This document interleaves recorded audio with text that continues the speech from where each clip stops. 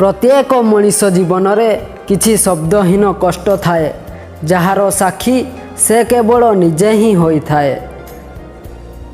प्रेम और मृत्यु समस्त जीवन में अजणा अतिथि ही आसी थाए। बास फरक एतिकी कि प्रेम मन किणी निए एवं मृत्यु प्राण छड़े निए। मुंड उपरे थिबा विशाल ताल गछ नुह बरं पाद तलरे थिबा दुब घास ही पूजा काम रे आसी थाए।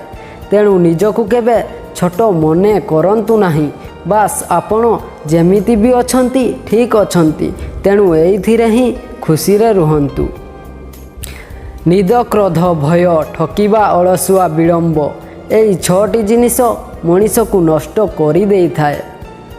आगकू बढ़िबाकू हेले प्रथमे निजे निजकू साहाय्य करिबाकू पड़िबो, कारण एठी निज छड़ा अन्य काहारी पाखरे साहाय्य करिबाकू समय नाही।